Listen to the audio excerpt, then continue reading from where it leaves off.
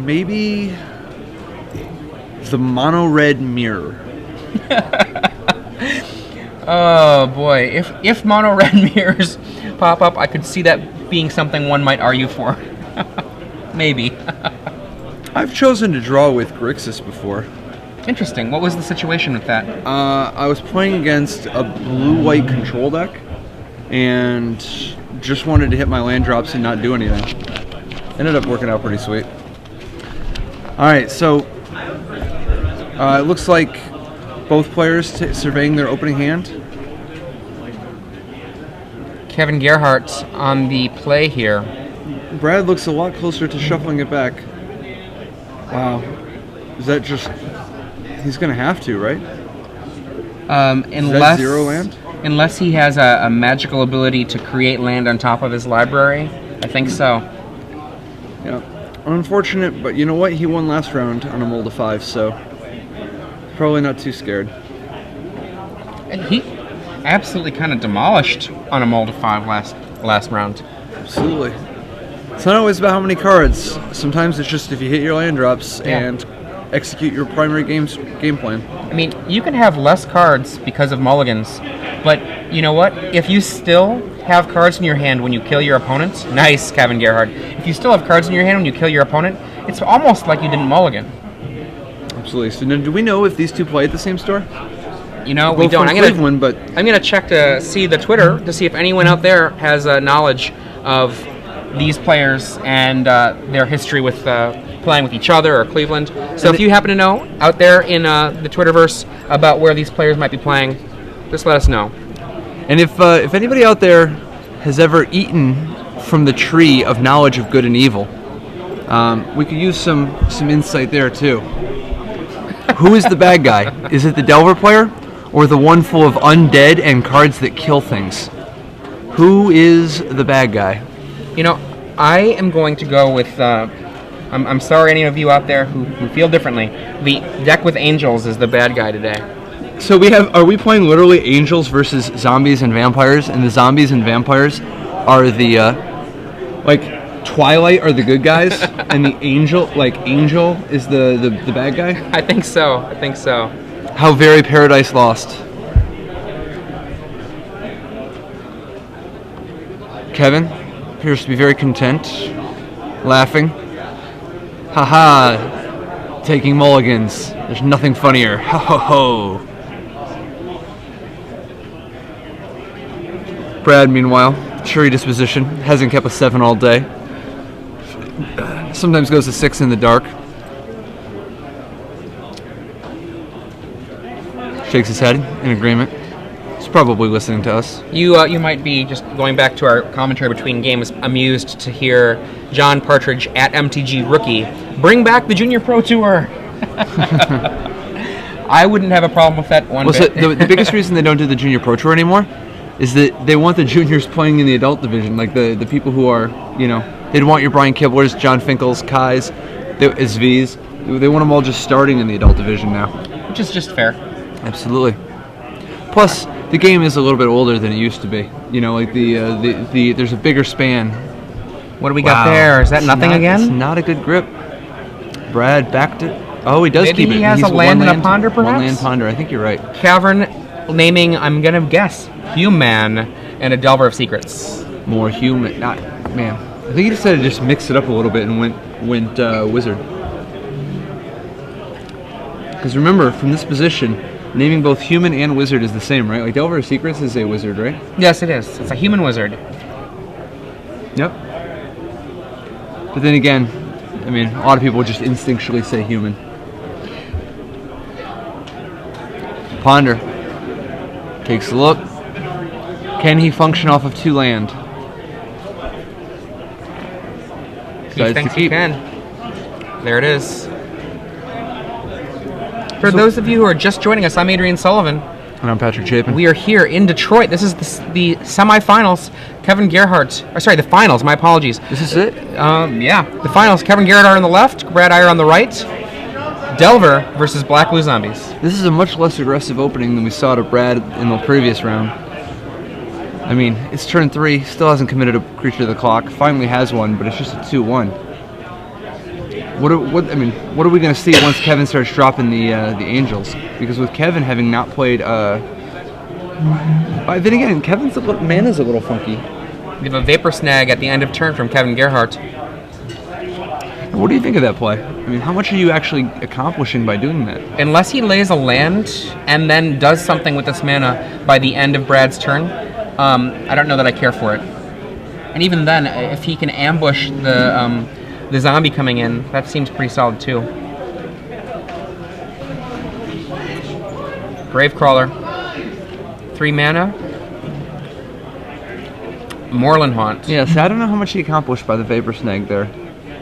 But, I mean, here we got to pause as Brad waits to see if he wants to do something in this moment. Only 1 creature was in Kevin's yard. This means that the graveyard is currently empty of creatures. That might be the only spirit that Kevin gets access to for a while. Guess verdict? Take 1. New Phyrexia, all about making people taste it. Unsummon, taste it. Diabolic Edict, taste it. What if I disenchant that thing? Or naturalize, I should say. And Kevin says go. If you're Brad, do you consider the angel that could be in Kevin's hand? Absolutely. You have to. I mean, he's like, here it comes. But I think he just doesn't care that much. Takes 2. Cavern, naming zombie or vampire? Let's find out. Probably vampire because he has Bloodline Keeper in hand, but oh, it is zombie. Okay. And there's the messenger, which happens. Wow. And what was this? Bebop and Rocksteady? I think that's really apropos, by the way. Gravecrawler. Which one's Bebop?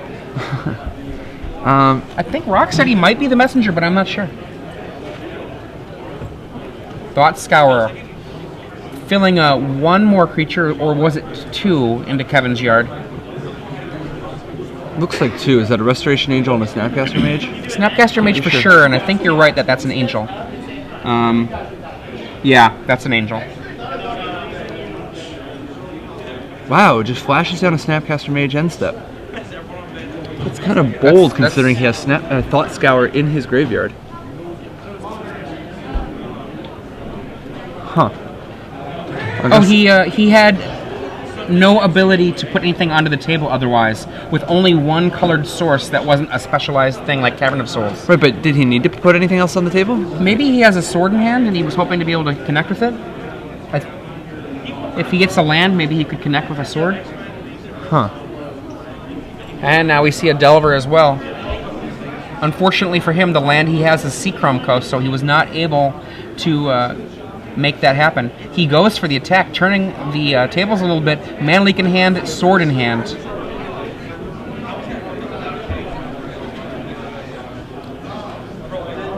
And that's the thing about Snapcaster Mage. Even when you do stone nothing with it, at the end of the day, it's still a lot better than Coral Merfolk. So according to Ryan Case on Twitter, both of these players play at Kid Force Collectibles. Kid Force Collectibles in Cleveland? Interesting. That's always cool when you go to a tournament and somebody from your store is the guy you meet in the finals.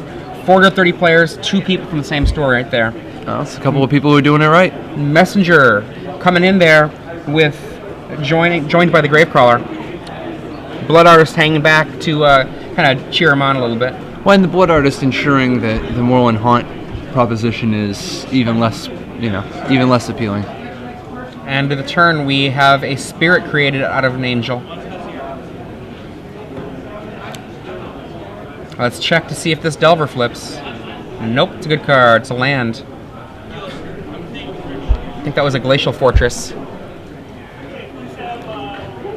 So now, is this spirit going to pick up a sword and risk getting Tragic Slipped? I mean, he could sure use the extra life. It's diminishing pretty rapidly. Let's see. Sword. Both of these players have had access to each other's deck lists, so there should be no surprises from either of them about the contents of what happened. Now, what's interesting? Equip. Now, do you think there's any chance he active aggressions in response? Oh my god.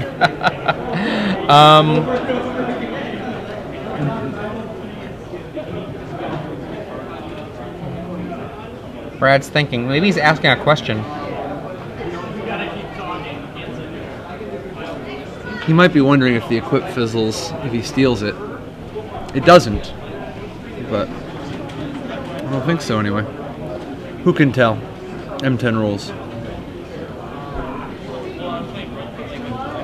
I'm pretty sure the equip doesn't fizzle. The question that Patrick and I are asking each other, and that perhaps Brad is asking, is if an act of aggression were to steal a creature that is about to be equipped, what happens to the act of equipping? And I believe it continues and succeeds.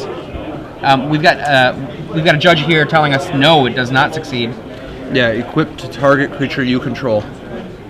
The target becomes illegal. So he does make that play, the one that you called out there, for life to make that Sword of War and Peace just sit on the table and be 2 wasted mana. And this also completely nullifies any attack from Kevin this turn.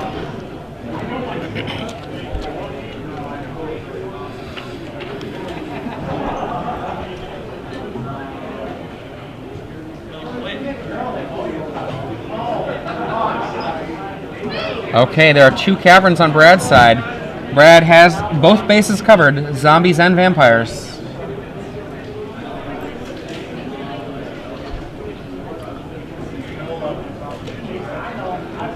Brad's still with a Bloodline Keeper in reserve. And this is going to be particularly valuable, if only as a potential blocker for somebody wearing a Sword of War and Peace. As Gravecrawler and Dross Messenger continue to bash.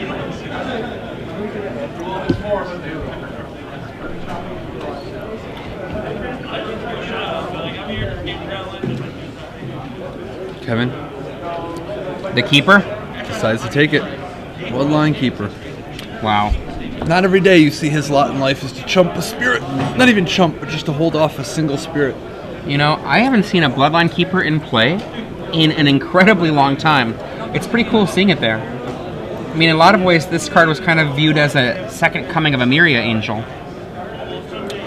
And so far, it's definitely had some moments of glory, both in zombies, but also in blue-black control, Tezzeret, and Esper. Absolutely. But it's not really been in vogue for a little bit. I mean, recently, a lot more of the Esper and the blue-black control decks and so on have been going a little bit more in a Planeswalker-centric direction. Absolutely. Whereas the black decks have been a little bit more tribal and occasionally playing Obliterators. Yeah, that's completely. I completely agree with. That's how the world kind of has been looking. But Vapor Snag. This Ouch. is, and a big attack here from Kevin. Now, don't be fooled by that angel that is tapped next to everything else. That is a removed from the game angel.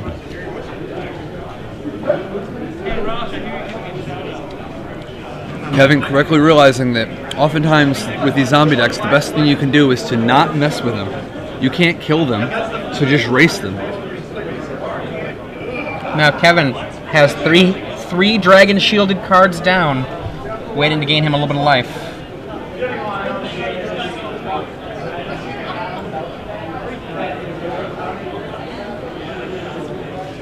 Now, the card I think Brad wants more than anything else is a Killing Wave.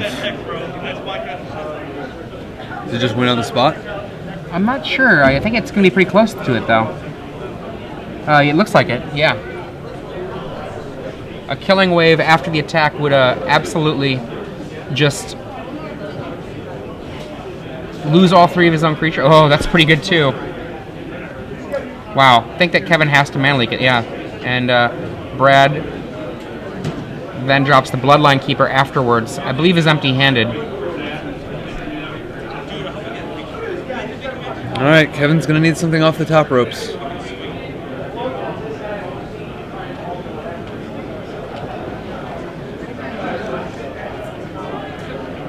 Now, is Kevin actually down to 8? I think he's at a lower life total. Or is he at 3?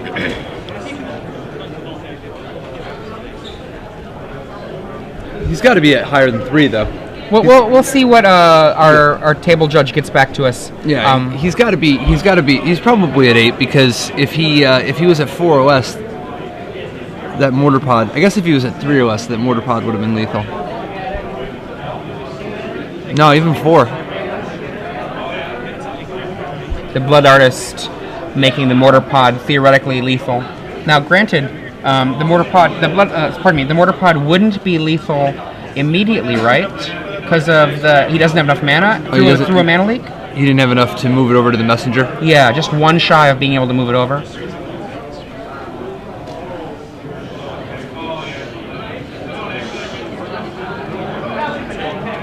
This game is intense, down to the wire. Under pressure. Nice, nice. I think that's the best Queen song. For those of you who are just joining us, I'm Adrian Sullivan. And I'm Patrick Chapin. We are here in the finals of this 413-person... 431, I keep doing that. 431-person, 10-round tournament for the Star City Games Live Open Series here in Detroit, Michigan. One of my favorite cities. It sounds like we're receiving word that, well, we just can't keep it connected with the judges. There's some kind of, I guess, they're resolving a judging question. So we're going to just kind of hang out, chill, admire the Cleveland Magic scene from not too far. Now, I forget, is Cleveland where the Rock and Roll Hall of Fame is located? Yeah. We're getting a ruling from the judge, it is. Awesome. Excellent. I'm glad to hear it. How far is that from Cooperstown, from the like baseball Hall of Fame? I wouldn't be able to tell you. I have a feeling Brad might have a better sense of that.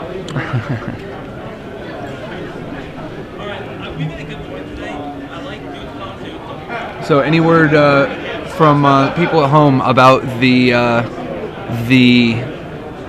Mana Leak Cavern of Souls question on what exactly is where exactly can we find the headline regarding Standard players, Mana Leak, Cavern of Souls, and how it turned out that, what do you know, there are more Mana Leaks than ever, despite Cavern of Souls.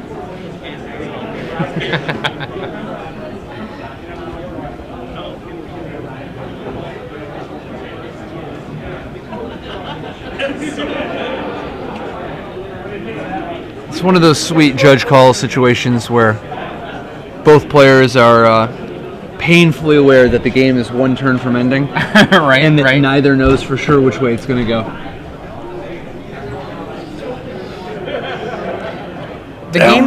The game state you can kind of see in the very small picture in between Kevin and Brad. We have a number of tapped creatures, a spirit with a Sword of War and Peace on it, I believe an unflipped Delver, and a Snapcaster Mage. And on the other side of the table, we have a Blood Artist, is it a Highborn Ghoul? I think Gravecrawler, Droff's Messenger, Highborn Ghoul, and Bloodline Keeper. There we go. Bloodline Keeper is the final card there.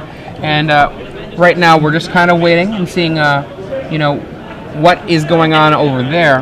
And so in the meantime, however, let's pretend that we're going to go to our sideboards here. What do we think that each of these players is going to do? We talked about this a little bit earlier. Celestial Purge, definitely from Kevin.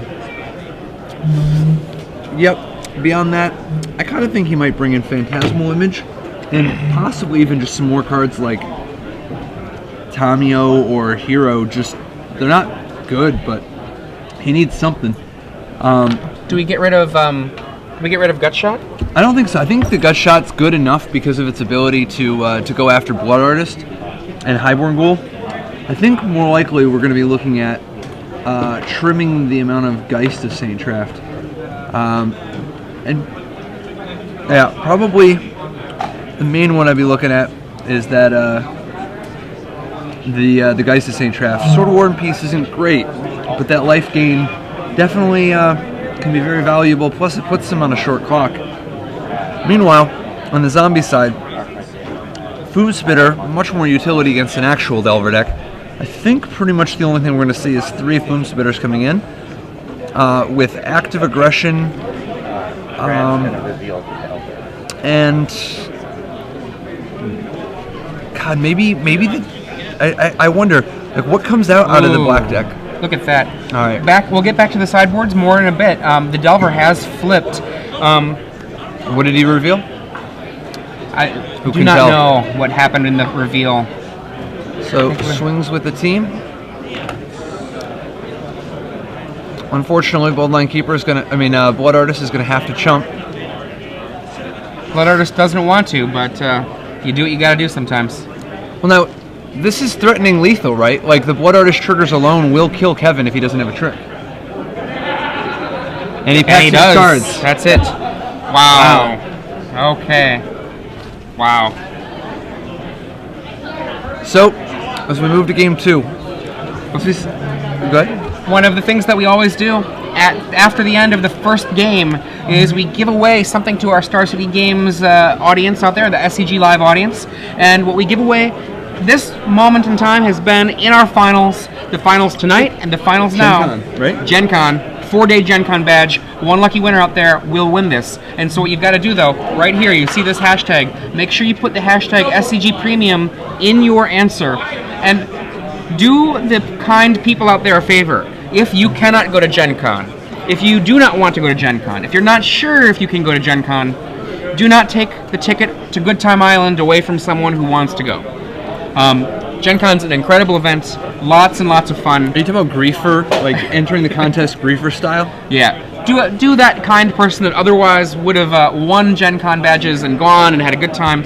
Let somebody go. So if you can't go, don't enter the contest, please. That'd be very awesome. And so how this works, tweet the answer to our trivia question, hashtag SCG Premium. And if you are correct, one of the people who are correct will be selected at random to get our Gen Con badge. Now remember, make sure that if you win, that you have SCG Live as someone you're following so that we can get in contact with you to be able to get you that Gen Con badge. So, the trivia question. I have one in mind. Do you have one in mind at all? Please, no. Excellent. Okay, so we have, in our top 8, a number of different archetypes. There are 8 players. Well, I was going to ask how many archetypes, but a better question is, how many Delver of Secrets, the card Delver of Secrets, do we have in our top 8? In today's top 8, how many Delver of Secrets, the card Delver of Secrets, how many copies of the card are in the top 8? Dun, dun, dun, dun. Tweet your answer to hashtag SCG Premium. One of the lucky people out there, by the end of this match, will get to you and give one of you a Gen Con badge, 4 days. Now back to our sideboarding best question. 4 days in gaming. That is the way that we call it, right? Absolutely. Is it Atkinson runs Gen Con these days? Who can tell? Dude, I have no idea. Okay, so we had talked about Celestial Purge. We had talked about perhaps Tameo. We had mentioned maybe Hero as just a big body. Are there other things to be considered? Is Divine Offering as a life gain possibility on a mortar pod reasonable, or is that too romantic? That's a very, teen horror romance, like Twilight style amount of romance, where it's like, oh, it's so romantic that you're so possessive and controlling and 200 years old despite going to my high school and drinking blood. I never understood why he went to the high school. I mean, anyway, to appeal to the demographic. No, so I think I could come up with some other conclusions. I think the Divine Offering's probably too unreliable.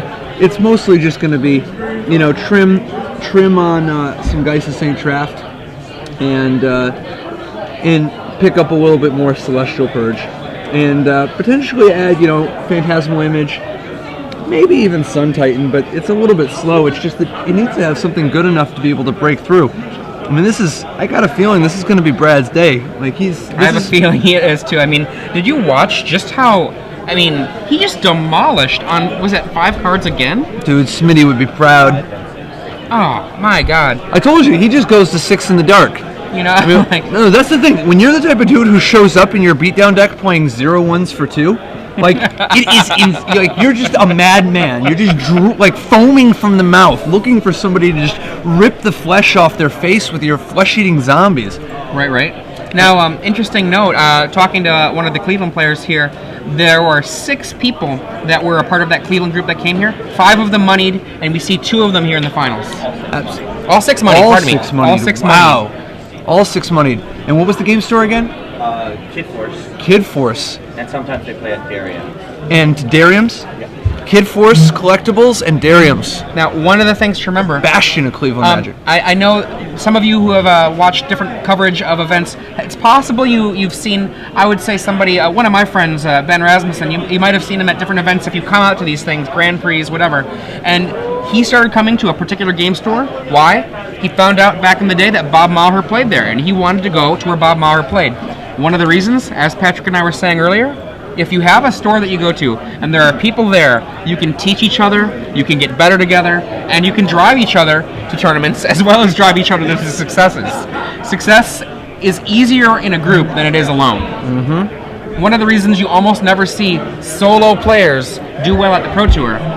Why? It is so much better to have a group of people that you're working with to help each other out. A support network to get other perspectives, for better testing, for more insights, and just to keep you motivated and steer in the right direction. Yeah. Or what if you have a blind spot and you're like, you know what? I think that this card is the greatest card ever. Someone to tell you, are you sure? Yeah, it only works on red creatures and your deck is full of white. I don't think your combo works, or whatever, you know? Yeah. I mean, reality checks are a big deal, as well as just someone saying, hey, let's sit down and play Magic for many, many hours. Paper Magic. I think there was a time where people were like, oh, Magic Online is all you need. I really like one of the things that John Finkel has been saying, which is that Magic Online does a lot to raise people up at the kind of the middle levels of the game to a higher level. But at the same time, at the highest level, if you're not playing with people in person, you're not going to raise yourself up even higher yet. Absolutely.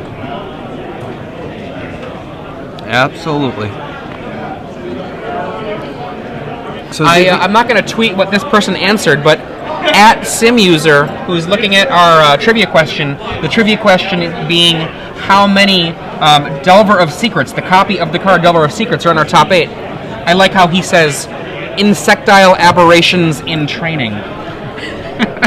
Absolutely. A little pre-experiment, you know? Like, they're the Delvers before and after they know the secret. The ones from before, a little less dangerous, but dude, I was playing in Baltimore just at the World Cup qualifier a week ago, and had one match where I hit my opponent with 1/1 Delver of Secrets 14 times. That is incredibly unlucky. Or was there something like a powder keg keeping you from flipping it over? Nope. No, there were 2 of them, so it wasn't the same one 14 times. I mean, one of them hit like 8 times, the other one 6 times, but yeah. Sometimes you just got to do it the old-fashioned way. Merfolk Pearl Trident beat down. You know, I always like to cite a turn 1 Merfolk of the Pearl Trident as a moment where I was like, well, this game's over. I'm going to lose. Yeah, I mean, when your opponent plays a Merfolk of the Pearl Trident, particularly, like, I mean, if it's beta, I mean, what do you even, like, all right, yeah, you got me. Merfolk of the Pearl Trident, you got me. Like, people that do that, they do it with purpose. It's like the old, when you sit down and you play against somebody who plays a card and you don't know why they could possibly want to play with it, then it's definitely a bad sign. Yeah, I mean, on round 5 at a winning table, and you're like, I don't understand what's going on with that one. That's not good. Maybe think it twice. See Brad, what happens. A Fume Spitter. Here he is. We talked about this as a possibility from the board. There is one. Brad playing a Swamp and a Fume Spitter. Kevin, debating on his second land, has just an island so far, now a Glacial Fortress, passes the turn again.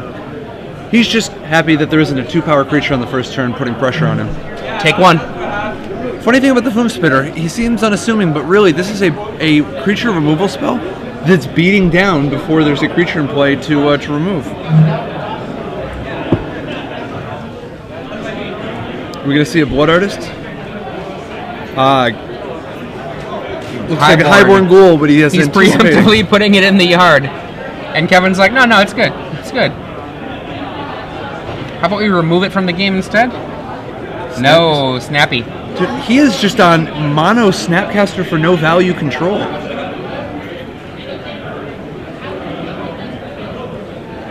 And now he drew a cantrip. Shocking. Oh, wow. It is an Ashcoat Bear. Very aggressive. Well, no, an Ashcoat Bear wouldn't die to Fume Spitter. This is true. I guess there is no real analog since it doesn't have Death Touch. Geisteseintracht. Kevin deciding to be completely offensive. I'm offended. It's interesting, he got the 2 points of damage in, which effectively makes the Geisteseintracht a 3-turn clock by itself. In comes the Highborn Ghoul. Will he block? He cannot. Would he if he could? Probably not. I think we're going to hear Zombie here. And no, maybe that... Well, maybe it was Zombie. It might have been Zombie. No. Oh, it has to be Illusion. Yeah. It has to be because he does not have a blue source tapped otherwise. So Phantasmal Image copying the Geisteseintracht means that Kevin's first threat is neutralized. Now Ponder comes down. One can't help but ponder, did he really want that 2 points of damage more than a second copy of Ponder?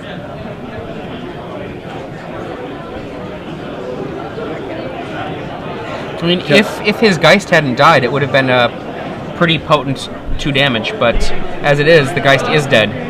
Well, plus, obviously he didn't have the Ponder at the time, he just drew it the next turn, but the Ponder here shows him what he wants to see. I think I see a Delver. Or at least a proxy. Right. An official tournament-sanctioned proxy. I never thought I would see the day that tournament proxies were legal.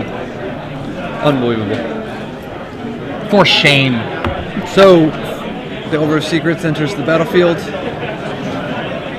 Brad with a Highborn Ghoul putting some pressure on Kevin, and a Foom Spitter keeping that Delver under control, but what's going to come next? I mean, with the Cavern on Illusions, Brad doesn't actually have Gerhalt's Messenger mana.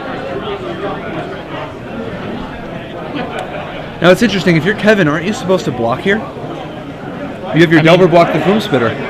I mean, he's going to do it anyway. This way you don't take 1 damage. No, just block.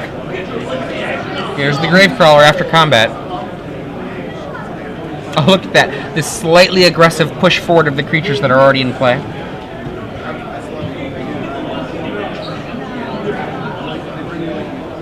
Mortar Pod. God. Wow. Should have done it when he had the shot. Now Mortar Pod shoots the Delver instead of the Foom Spitter being...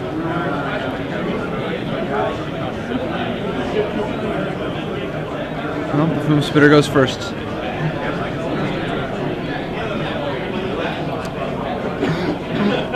Divine Offering you were talking about. See, the problem here is that even though he gains the 2 life, the Mortar Pod still took down the Snapcaster Mage, and the fact that he threw the Snapcaster Mage onto the field without even drawing a card means he's actually getting down cards against the zombie deck. And now that Brad has a reasonable board presence, and Kevin doesn't really have a lot of extra cards to work with. Kevin with an Angel and a Mystery in his hand. Angel's going to be just what the doctor ordered, but... There's a Vapor Snag is the other card. Brad still has like 3 or 4 cards in his grip, though, in the old Golgari. Take 2. I wonder what's going to happen with that Gravecrawler should Brad have free mana. We see... Is that an artist? It's a post-combat artist. That was a... okay. Alright, so... Angel. Here we go. Off the top, a Miraculous Ponder. And that's exactly what he wanted to see. He pays the miracle cost, single blue, looks at the top of his deck. Now, I know that back in the day, obviously, they had cards like Ancestral Recall that let you look at the 3 cards for 1 mana. It's crazy now, but even when you hit your miracle, you can actually get the same thing where you get to look at 3 cards for just 1 mana every time you hit your Miracle Ponder. And Delver, once again, Vapor Snag still in Kevin's hand. This game's going pretty well for Kevin, all things considered. But now Brad has... his own Ponder. Yeah, he's got Drowned Catacombs, which turns on Ponder and Gerhalt's Messenger and Bloodline Keeper. It looks like Blood Artist, Land, Ponder number 2. It's probably going to be Blood Artist, Ponder, Land. Maybe he'll do a... Roll the dice, you could shuffle. Maybe he'll do a pre-combat Blood Artist. There it is, Blood Artist on top. Well, certainly, if he's going to do it, he should do it now. But it looks like he's got another option. Oh, is that Messenger? I can't tell, actually. It's weird. If the back card is Messenger, he didn't just draw the Messenger from this, though, right? Well, he can't cast the Messenger with his mana. That Cavern is a... Yeah. He could if he didn't Ponder. Huh. Wow. Probably not a messenger. That would just be silly. And we have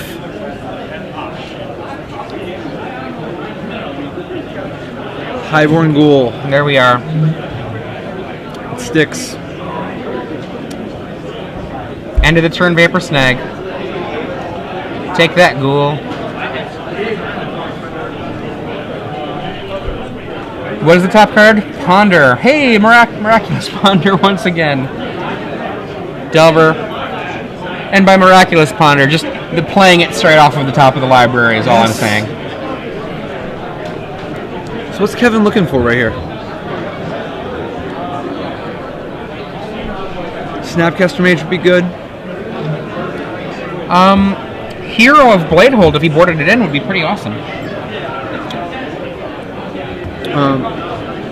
I mean, he's got Brad on a 2-turn clock here in the air, right?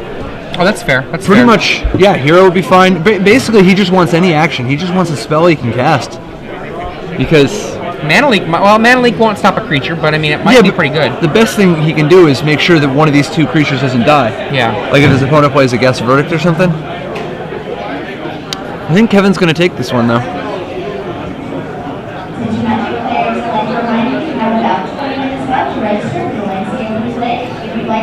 Brad pondering. He's looking for a removal spell.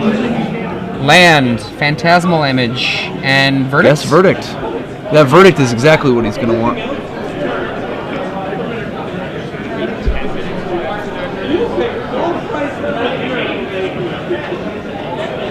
So let's see. After he swings for 4, he'll knock Kevin to 6. Verdict knocks him to 5. And then to 4 with the Blood Artist. Oh, you're right, which puts lethal on the table. Next turn, we got ourselves a game. Brad Eier. Guess Verdict, best possible card for him to see with this Ponder here. In for 4. Makes the score 6-6. Moment of truth. It works. The insect dies. Kevin drops to 4. Wow. Kevin's now facing lethal, including the Blood Artist closing down, constricting his options. Now Brad at 7 now, and his clock only 3 power. Kevin is unfortunately resigned to playing a controlling game now. Very hard against Gravecrawler.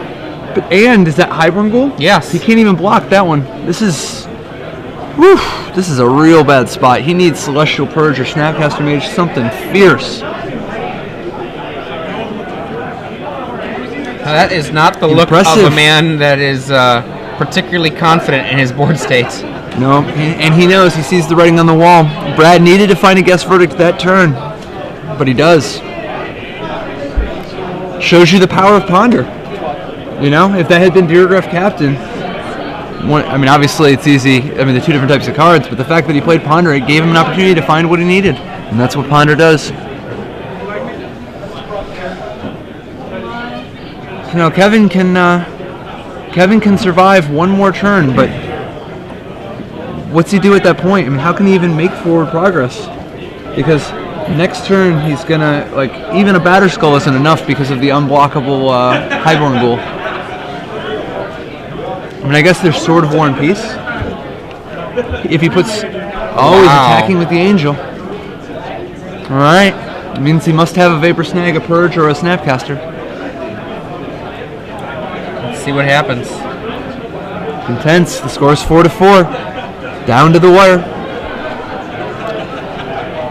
In what might be the final game of the first ever SCG Open Detroit Standard event.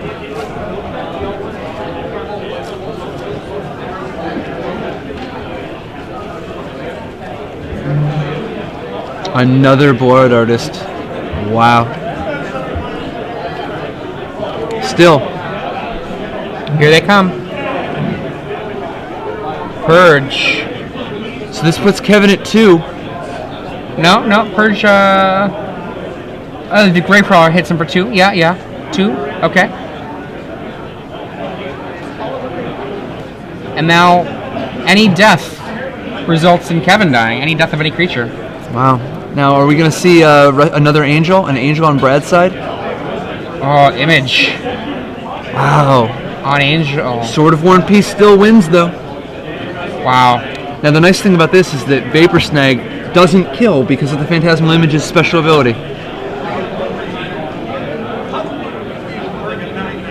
Yeah, if Kevin tries to get that out of the way, then Kevin will die to the Blood Artist's trigger. Sword of War and Peace or nothing. Dun dun dun. And Brad Eier, as Kevin Gerhart shakes the hand of Brad Eier, the Blue-Black Zombies player who has won the first ever SCG Open in Detroit. Right. Brad only lost one game in this top 8, and that was to Red Green Aggro in the first round. Wow.